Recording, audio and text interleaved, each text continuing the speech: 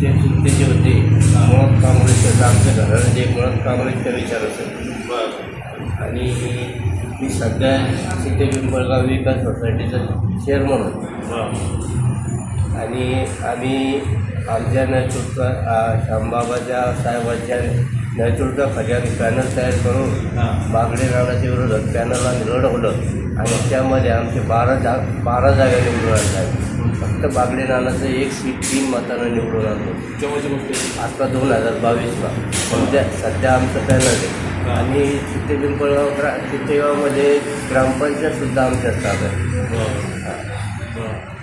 आणि एकीकडे भाजपचा हा गड मानला जातो अजून काँग्रेस त्यामध्ये सिटी पिंपळगावची ग्रामपंचायत आहे. तुम्ही जरी गड मानत असले तरी मुळात सिटी पिंपळगावमध्ये भाजपचं काहीच शिल्लक नाही. आता ठराविक कार्यकर्ते असतात ते सोडून जात पोटावर होत नाही पण बागडे घराण्याव्यतिरिक्त शिल्लक कोणीच नाही. सर्व काँग्रेसच्या पाठीमाग आहे आणि काँग्रेसला पण कधी येणार आहे तर काँग्रेसलाच मतदान देत जाणार. लोकसभेला सुद्धा तेच झालं, विधानसभेला सुद्धा तेच झालं. पण आता हे आता जिल्हा परिषद निवडणूक चालू आहे तर अशोक नाबदे आहे वगैरे तर हे पण मताने निवडून दिलं. अशोक नाबदे जरी समजा दुसऱ्या पक्षातून आमच्या पक्षामध्ये जरी त्यांनी पक्षांतर केलेलं असलं तरी शेवटी काँग्रेसचा उमेदवार हा काँग्रेसच विचारसरणीचा राहील आणि पूर्णसा तो बहुमताने निवडून काँग्रेसच्या आदेशाप्रमाणे जनता चालणार आहे. तुम्ही आता तुमचं म्हणजे पूर्ण परिवारात तुम्ही काँग्रेसचे आहे तर 70 वर्षामध्ये काँग्रेसची सत्ता होती तर त्या तेव्हाचा अनुभव आताचा अनुभव मध्ये काय फरक आहे?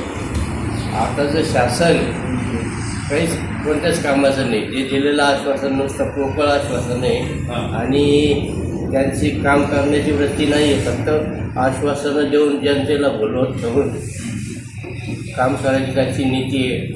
शेतकऱ्याकडे लक्ष नाही आहे, मजुराकडे लक्ष नाही आहे. फक्त त्यांचं पैशावर राजकारण चालू बाकी काही. पण आता भाजपच्या बऱ्याच योजना लाडक्या बहिणी आहे अजून बाकी योजना शेतकऱ्यांसाठी त्याचा फायदा त्याच्यामध्ये होईल का? भाजपनं जरी समजा लाडक्या बहिणीला योजना दिली असली तर ती फक्त कामापूर्वी मर्यादित आहे. इलेक्शनच्या कामापुरतीच मर्यादित. नंतर आता 50% तर कमी केलेलं आहे त्यांनी आणि इलेक्शन संपल्यानंतर पूर्णतः बंद पाडणार. हे फक्त जनतेला भुलवण्याचं काम, महिलांना भुलवण्याचं काम करून स्वतःची पुढे वाजून घ्यायचं काम करतात. ठीक आहे, तुम्ही सत्तेसाठी मुलाखतीला